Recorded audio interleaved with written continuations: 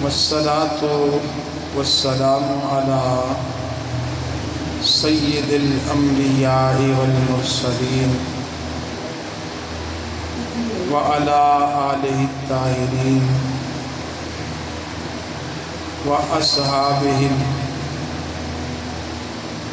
اجمعین، فبعد، بسم اللہ الرحمن الرحیم۔ قال اللہ تبارک و تعالی: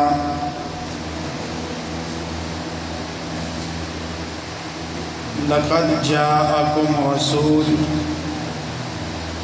صدق اللہ العظیم وصدق رسولہ النبی الکریم الامین۔ تمام احباب مل کر بلند آواز سے درود و سلام کا تحفہ پیش فرمائیں۔ الصلاۃ والسلام علیک یا سیدی یا رسول اللہ وعلی آلک و اصحابک یا سیدی یا حبیب اللہ۔ الصلاۃ والسلام علیک یا سیدی یا خاتم النبیین۔ الصلاۃ والسلام علیک یا رحمۃ للعالمین۔ حمد اور صلاۃ کے بعد انتہائی مکرم و محترم محتشم معززین سامعین ذوی اکرام اور طلباء و علماء، السلام علیکم ورحمۃ اللہ وبرکاتہ۔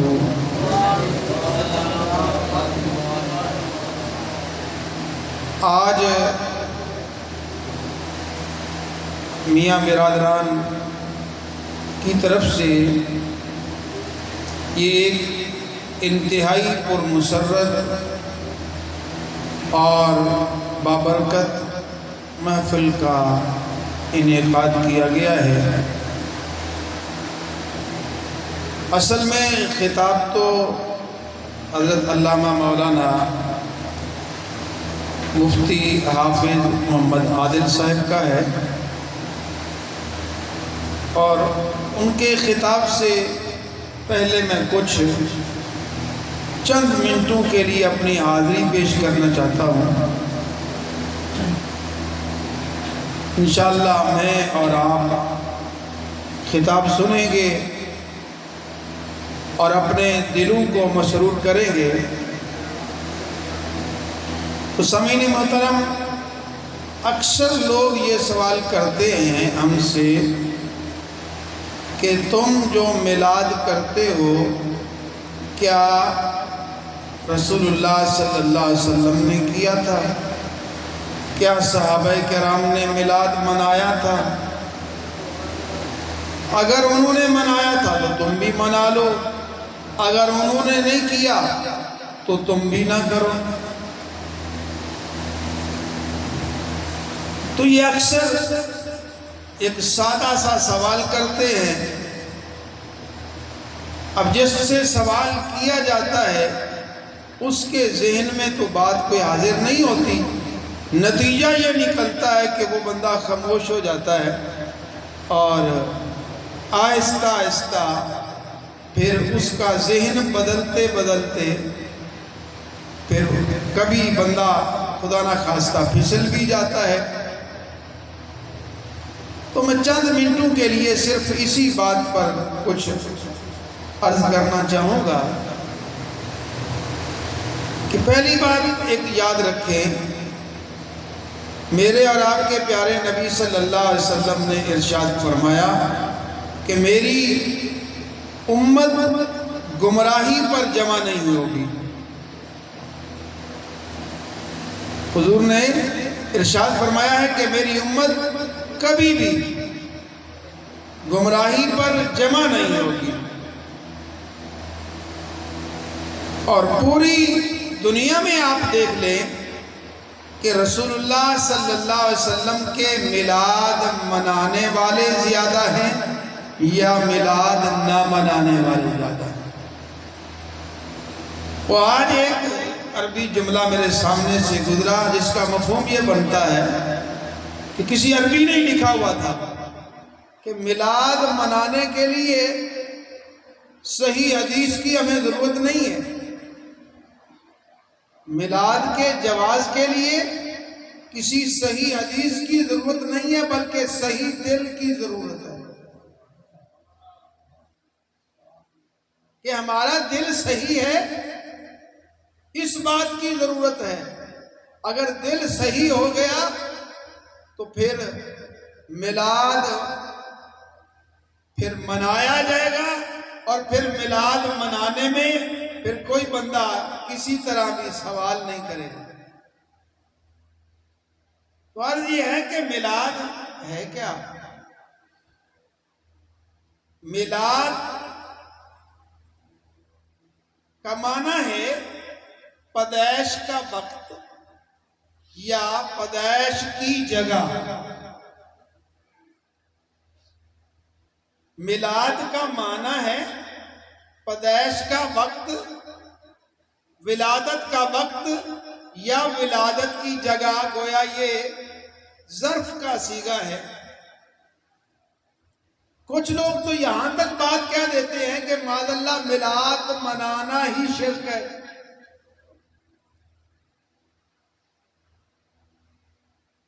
کیا معاذ اللہ کوئی بندہ اللہ تبارک و تعالیٰ کے لیے ولادت کا وقت تصور کر سکتا ہے یا ولادت کا زمانہ تصور کر سکتا ہے؟ ولادت کی کوئی جگہ تصور کر سکتا ہے؟ وہ تو لم یلد ولم یولد ہے۔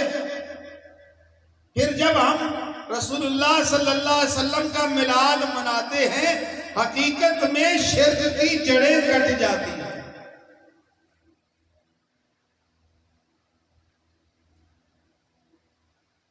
تو عرف عام میں میلاد کہتے ہیں نبی کریم صلی اللہ علیہ وسلم کی ولادت کا تذکرہ، آپ کی ولادت کے احوال، آپ کی ولادت سے پہلے کے احوال۔ اب مزے کی بات دیکھو، وہ لوگ بھی اس بات کو مانتے ہیں کہ نبی کریم صلی اللہ علیہ وسلم ہر پیر والے دن روزہ رکھا کرتے تھے۔ جو میلاد نہیں مناتے وہ بھی اس بات کو مانتے ہیں۔ حدیث صحیح میں ہے کہ رسول اللہ صلی اللہ علیہ وسلم سے سوال کیا گیا کہ آقا آپ ہر پیر کو روزہ رکھتے ہیں، ہر عمل کا کوئی سبب ہوتا ہے، ہر عمل کی کوئی وجہ ہوتی ہے، آقا آپ ہر پیر کو روزہ رکھتے ہیں، اس کی تو کوئی وجہ ہوگی۔ میرے نبی نے فرمایا فیہ ولدت، یہ پیر کا دن وہ ہے جس دن میں اس دنیا پر آیا۔ فرمایا اس دن میں دنیا پر آیا اور اسی دن مجھ پر پہلی وحی نازل ہوئی۔ تو اللہ کے نبی صلی اللہ علیہ وسلم نے روزہ رکھنا شروع کر دیا۔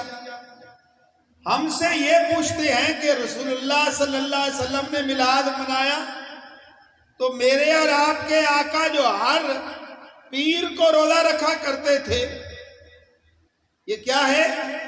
دو چیزوں کی یاد تھی، ایک اپنی ولادت اور دوسرا نزول وحی۔ ان دونوں کے شکریہ میں اللہ کے نبی ہر پیر کو روزہ رکھتے تھے۔ ویسے تو آپ صلی اللہ علیہ وسلم کی عمر مبارک 63 سال بنتی ہے، لیکن اگر اعلان نبوت سے بھی دیکھ لیں، اعلان نبوت کے بعد تقریباً 23 سال کا عرصہ ہے، اور 23 سال میں اگر ہم پیر دیکھیں تو تقریباً 1104 مرتبہ پیر کا دن آیا ہے۔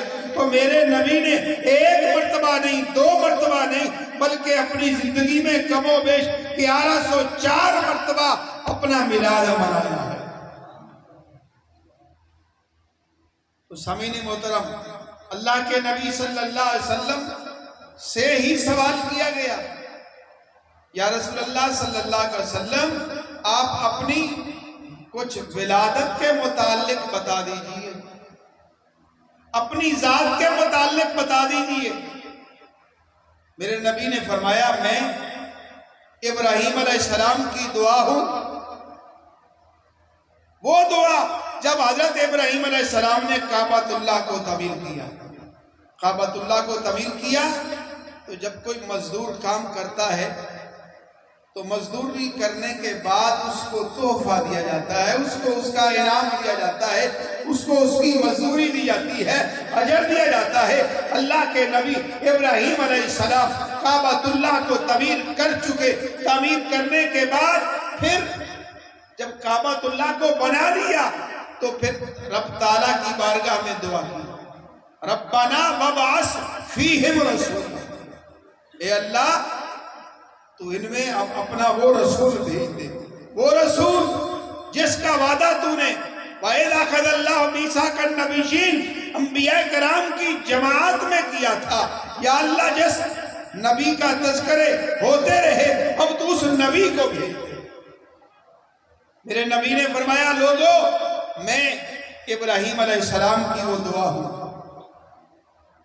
اور فرمایا میں بشارت عیسیٰ ہوں، حضرت عیسیٰ علیہ السلام نے جو بشارت دی تھی اپنی قوم کو کہ اے میری قوم میرے بعد ایک نبی آئے گا جن کا نام احمد ہوگا،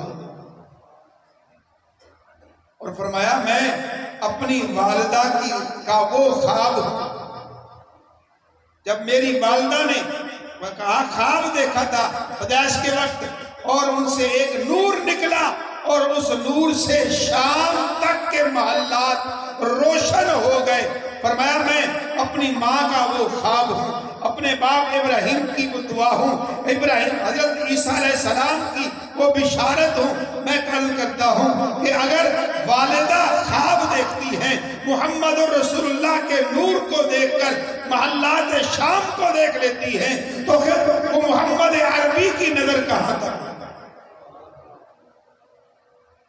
یہ تو کمال ہے نا حضرت سیدہ آمینہ رضی اللہ تعالیٰ عنہ کا، اور خود محمد عربی صلی اللہ علیہ وسلم کی نظر کہاں تک؟ تو سامعین محترم اختصار کے ساتھ میں آگے بات پڑھاتا ہوں، اختصار کے ساتھ ہر زمانے میں طریقہ کار مختلف رہا، طریقہ کار ہر زمانے میں مختلف رہا۔ لوگ کہتے ہیں اگر میلاد ہوتا ہے تو پھر سعودیہ میں کیوں نہیں ہوتا؟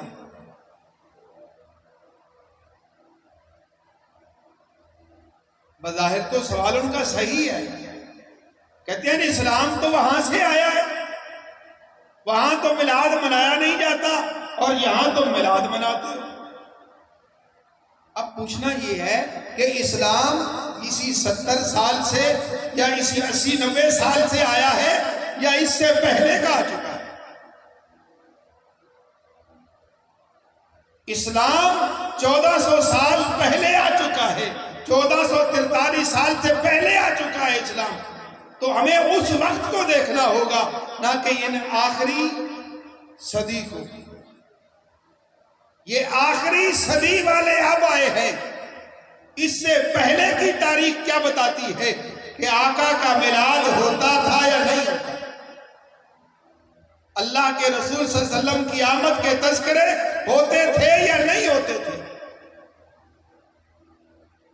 ابن عساکر روایت نقل کرتے ہیں حضرت سیدنا فاروق اعظم رضی اللہ تعالیٰ عنہ حضرت کعب سے کہتے ہیں اے کعب ہم جانتے ہیں، ہم رسول اللہ صلی اللہ علیہ وسلم کی اس زندگی کو تو جانتے ہیں، اس زندگی کو جانتے ہیں، آپ کی ولادت کے بعد کے احوال کو جانتے ہیں، ہمارے درمیان میں پیدا ہوئے، ہماری قوم میں پیدا ہوئے، ہمارے درمیان میں پیدا ہوئے، اے کعب تو ایسا کر حضور کی ولادت سے پہلے کے احوال بیان کر۔ وہ کہتے ہیں ہاں میں عرض کرتا ہوں، وہ کہتے ہیں کہ ہاں میں نے اپنی کتاب میں پڑھ رکھا ہے، تورات میں پڑھ رکھا ہے کہ جب حضرت ابراہیم علیہ السلام نے کعبۃ اللہ کو تعمیر کیا تو اس وقت ایک پتھر انہیں کعبۃ اللہ کی تعمیر کے وقت ملا، ایک پتھر ملا جس پر تحریر تھا، جس پر یہ تحریر تھا کہ میں اللہ ہوں، میرے سوا کسی کی عبادت مت کرنا۔ اس پتھر پر لکھا تھا کہ میں اللہ ہوں، میرے سوا کسی کی عبادت مت کرنا۔ اور ایک اور بات لکھی تھی کہ لا الہ الا اللہ، اللہ کے سوا کوئی معبود نہیں۔ اور کہا محمد رسولی، اور محمد صلی اللہ علیہ وسلم میرے رسول ہیں۔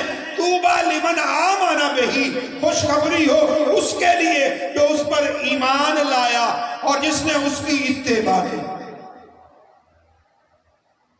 یہ کون کہہ رہے ہیں؟ صحابی رسول سنا رہے ہیں، فاروق اعظم سننے کی خود تمنا فرما رہے ہیں۔ حضرت اماں عائشہ تو یہ بھی روایت نقل کرتی ہے کہ حضرت حسان کے لیے امام بخاری نقل کرتے ہیں کہ مسجد نبوی میں ان کے لیے ممبر بچھایا جاتا، پھر حضرت حسان کو بلایا جاتا، اس ممبر پر بٹھایا جاتا، پھر حضرت حسان رسول اللہ کی نعت سناتے اور صحابہ بھی سنتے، خود رسول اللہ بھی سنتے۔ تو ہر دور میں، البتہ یہ اور بات ہے، اس وقت یہ لائٹیں نہیں تھی۔ جب اس وقت یہ لائٹیں نہیں تھی تو اس وقت یہ اہتمام کہاں سے؟ ہر دور میں جس طرح جدت آتی گئی اسی طرح میلاد کے اندر بھی کچھ تبدیلی آتی گئی۔ نفس میلاد، حضور رسول اللہ صلی اللہ علیہ وسلم کا تذکرہ کرنا، یہ تو اس وقت سے ثابت ہے اور انشاءاللہ یہ چلتا رہے گا۔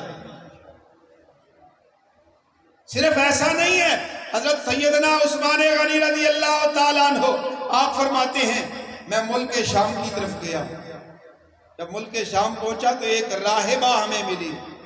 فرماتے ہیں ایک راہبہ ملی اور اس نے کہا کہ آج میرے پاس میرا صاحب آیا تھا۔ صاحب سے مراد اس نے وہ اپنا موکل لیا، وہ جن مراد لیا جو اس کے پاس سچی اور کچھ جھوٹی باتیں ملا کر اس کو خبریں دیا کرتا تھا۔ کہا کہ وہ میرا صاحب آیا تو وہ میرے دروازے کے باہر کھڑا ہو گیا، میں نے کہا کہ داخل ہو جاؤ، اس نے کہا کہ نہیں، اب بات ختم ہو گئی اس لیے کہ محمد عربی آ۔ تو آمد رسول کے تذکرے تو راہب بھی کرتے ہیں۔ سیدنا عثمان غنی رضی اللہ تعالیٰ عنہ فرماتے ہیں میں نے کہا اچھا، پھر واپس پلٹتا ہوں دیکھتا ہوں کہ کیا ہوتا ہے۔ کہتے ہیں جب میں مکہ میں گیا تو مکہ میں میں نے پوچھا مکہ والوں بتاؤ کوئی نئی بات ہوئی ہے؟ کہا ہاں محمد رسول اللہ صلی اللہ علیہ وسلم نے نبوت کا اعلان کیا ہے، اور سنو حضرت ابو قحافہ کا بیٹا ابو بکر بھی کلمہ پڑھ کر مومن ہو چکا ہے۔ تو یہ میلاد کے تذکرے ہوتے رہے ہیں، ہر دور میں ہوتے رہے ہیں۔ اسی وجہ سے تو خود امام ترمذی رضی اللہ تعالیٰ عنہ جو صحاح ستہ کے اندر اس کتاب کا درجہ ہے، صحاح ستہ کی کتابیں، ویسے تو حدیث کی کتابیں بہت ہیں، بے شمار ہیں، کافی ہیں، لیکن 6 کتابیں بڑی مشہور ہیں۔ امام بخاری، ہر امام نے اپنا اپنا انداز میں جو کام کیا ہے، ہر ایک نے ایسا کام کیا جس کا کوئی ثانی نہیں ہے۔ تو امام ترمذی نے حدیث پاک پر جو کام کیا ہے بہت ہی عمدہ کام کیا۔ باقاعدہ طور پر وہ اپنی کتاب میں ایک باب قائم کرتے ہیں جس میں کہتے ہیں ما جاء فی میلاد النبی صلی اللہ علیہ وسلم۔ وہ پورا باب قائم کرتے ہیں کہ یہ باب وہ ہے جس میں صرف ان حدیث کو ذکر کیا جائے گا جو میلاد نبی صلی اللہ علیہ وسلم کے متعلق ہے۔ عزیزان محترم، یہ بات پایا ثبوت کو پہنچتی ہے کہ اللہ کے نبی نے خود میلاد منایا ہے، رسول اللہ کے صحابہ نے بھی منایا ہے، اور حضور کے صحابہ کے بعد تابعین بھی مناتے رہے، اور یہ میلاد اسی طرح منایا جاتا رہے گا۔ میرے اور آپ کے میلاد منانے یا نہ منانے سے رسول اللہ کے اس میلاد پر کوئی اثر نہیں پڑتا، کیونکہ اللہ کے رسول صلی اللہ علیہ وسلم کا ذکر خیر خود اللہ فرماتا ہے سارے ذکر رک جائیں گے، سب ذکر رک جائیں گے، حتیٰ کہ نمازیں پڑھنا بھی رک جائے گا، روزے رکھنا رک جائے گا، یہ سب اپنے اپنے وقت پر پہنچ کر اختتام پذیر ہو جائیں گے۔ ایک وقت آئے گا نا کہ جب سب فنا ہو جائیں گے، لیکن اس وقت بھی ایک چیز حیات ہوگی اور وہ ہے ذکر مصطفیٰ، کیونکہ نبی عالم صلی اللہ علیہ وسلم کا ذکر کرنے والا صرف ہم نہیں ہیں، بلکہ ذکر سب سے زیادہ جس نے کیا وہ خود خدا ہے۔ وَرَفَعْنَا لَكَ ذِكْرَكَ، اے محبوب ہم نے آپ کا ذکر بلند کر دیا۔ اللہ تبارک و تعالیٰ کی بارگاہ میں التجا ہے کہ رب کائنات ہم سب پر رحم و کرم فرمائے اور اپنے محبوب صلی اللہ علیہ وسلم کی الفت اور محبت نصیب فرمائے۔ وما توفیقی الا باللہ۔